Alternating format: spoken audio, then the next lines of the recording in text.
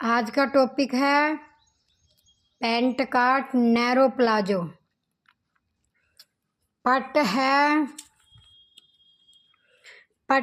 30 inch, इसका 1/2 = 15। यहाँ से लेकर यहाँ तक पट है गाइज, और फिर 2 माइनस करके कमर ले ली। 15 में से 2 गए 13 इंच कमर। और गाइज लंबाई का तीसरा आसन, लंबाई का 1/3, 3 से उसे डिवाइड किया तो 12 इंच आसन। अब यहाँ से लेकर यहाँ तक ये हमारी टांग आसन से नीचे लंबाई है, यहाँ से लेकर और गाइज यहाँ तक ये हमारी आसन से नीचे टांग की लंबाई है। उसका 1/2 किया तो यहाँ पे हमारा घुटना आएगा, यानी कि गोड्डा घुटना कुछ भी कह लो। तो ये उसका गोड्डे का हाफ है। तो और फिर इसका ये हाफ है, फिर गाइज इसका और इसका ये हाफ है।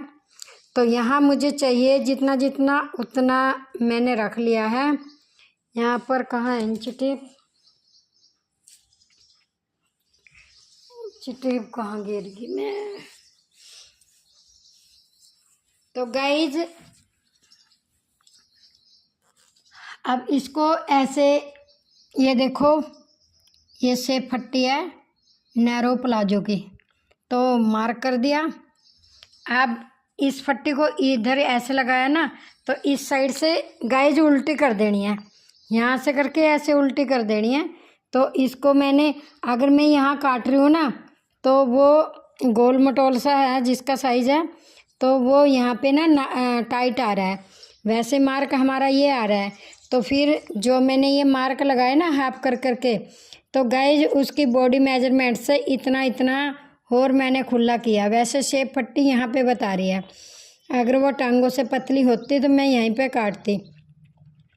अब वो टांगों से भी पतली नहीं है, तो अब मैंने इतना इतना इसको मैंने बढ़ा दिया है। तो ये शेप पट्टी की नी जो मैंने इनका हाफ किया ना ऐसे, ये यहाँ से यहाँ, तो जितना मेरे को चाहिए था यहाँ 12.5, यहाँ पे 13.5, और यहाँ हो गया 15 इंच, और यहाँ हो गया 11.5, यहाँ हो गया 8.5 इंच।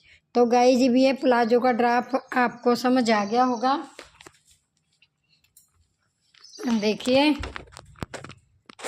यहाँ पे हमारा है पोंचा, और ये क्रीज लाइन है, ये जितना किसी का पट होता ना उसका 1/2 करके 15 का आधा, तो यहाँ 7.5 आया। 7.5 मार्क लगा के ये हमारा सेंटर का क्रीज है। तो गाइज इसी पे हमारी ना प्लेट पड़ती है, जब हम बेल्ट लगाते हैं तो यहीं पे हमारी प्लेट होती है। प्लेट इसी पे होएगी, जैसे पैंट की पीछे जेब पे होती है, तो प्लाजो की यहाँ आगे होती है, क्योंकि पीछे हमने इलास्टिक डालने हैं। अगर इसको भी पैंट जैसे बनाना हो तो फिर पीछे डलेगी वो प्लेट। तो ये समझ आ गया होगा। अब हम काटने जा रहे हैं। कैंची कहाँ गई?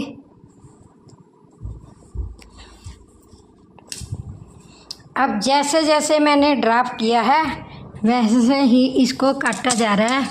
ये देखिए, ये मैंने आसन का मार्क कर दिया, मतलब काट दिया है।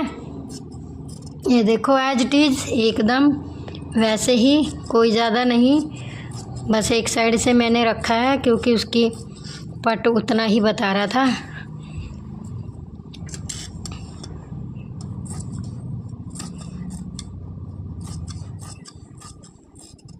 अब गाइज मैंने ये लेंथ तक काट दिया। अब इस कपड़े को मैं खोलूँगी, खोल के इस कपड़े को खोलूँगी तो इसको ऐसे पलट के बिछाऊँगी। अभी दिखाने जा रही हूँ।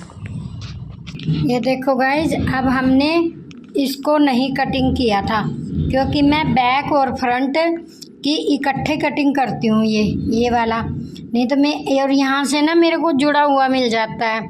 तो ये कई बार हमारे ना उसकी फ्रंट पल्ले की बेल्ट भी बन जाती है, और जो हमारी कई बार लंबाई कम रहती है तो ये मैं पीछे बैक साइड में अरेब से वाला ही जोड़ देती हूँ। इससे ना फिर आसन भी बढ़ जाता है। आसन यानी कि ये जो ये चौड़ा भाग है ये आसन के बिल्कुल सेंटर में ले लेती हूँ। ये आसन के सेंटर में ले लेती हूँ क्योंकि यहाँ से जुड़ा जड़ाया है, फिर मेरे को यहाँ पे जोड़ लगाने की लोड़ नहीं होती, इसलिए मैं इसको ना इकट्ठा काटती हूँ, नहीं तो पहले ही काट देती। तभी मैंने फ्रंट का काटने के बाद इसको ना इसके ऊपर ऐसे मोड़ दिया है। तो ये गाइज है फ्रंट आसन डाउन की, ये 1 इंच फ्रंट का आसन डाउन कर दिया है। फिर गाइज इस पे यहाँ पे प्लेट डल जाएगी, ये प्लेट मार्क है, ये प्लेट डल जाएगी। और फिर यहाँ पे प्लेट डालने के बाद फिर मैं बेल्ट लगा दूँगी। बेल्ट लगाने के बाद फिर ये जो बेल्ट लगाऊँगी ना मैं, ये मैंने ना पिछले पे वो मार्जिन रख लिया है बेल्ट का 1.5 इंच की, 1.5 इंच मैंने इसको रख लिया है पिछला हिस्सा। जब मैं इस पे अगले पे बेल्ट डाल लूँगी तो ये इसके इक्वल आ जाएगा।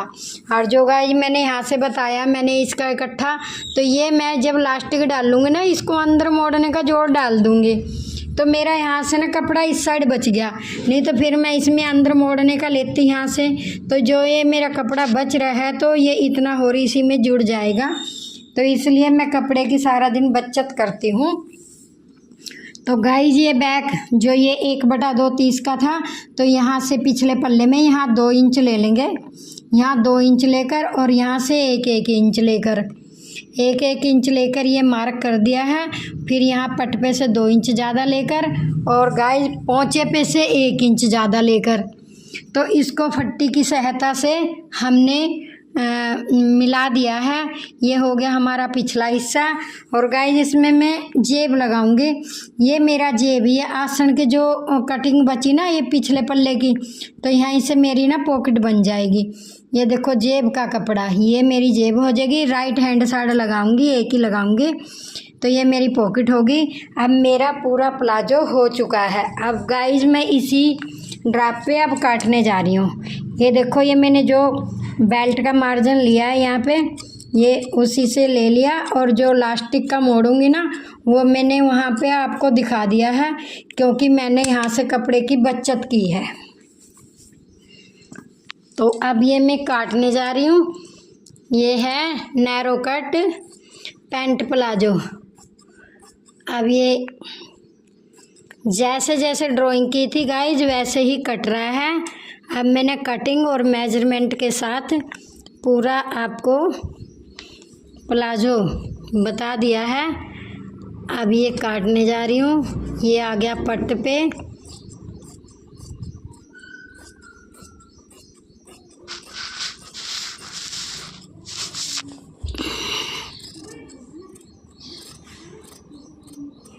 अब यहाँ से गाइज ये काट दूँगी। अब मेरा ये जुड़ा हुआ है ना, पहले मैं ये काटूँगी क्योंकि इसमें से मैंने बेल्ट बनानी है जो चिपकाऊँगी, तो इस पे चिपक जाएगी। और जो इलास्टिक के लिए आपको बताया है, तो इसमें से मेरी इलास्टिक का भी जुड़ा जड़ाया हो जाएगा। कैंची गलत चल गई। ये देखिए वैसे तो शेप पट्टी ने यहाँ बताया था, तो वो थोड़ी सी ना गोल मटोल आई, इसीलिए गाइस ये भी ये पूरा कट चुका है। अब इसके मैं यहाँ से अब 2 हिस्से कर दे रही हूँ। ये देखिए अब 2 पैर अलग अलग हो जाएंगे। अब इसको मैंने काट दिया, ये देखिए। अब ये देखो बैक फ्रंट। और गाइस ये भी ये जो आसन की शेप बताई थी, तो ये भी इसे काटने जा रही हूँ। अब नैरो कटिंग प्लाजो पूरा मेजरमेंट के साथ पूरा बता दिया है। अब इसको मैं स्टिचिंग बताऊंगी। अब मशीन पे कटिंग हो गई है।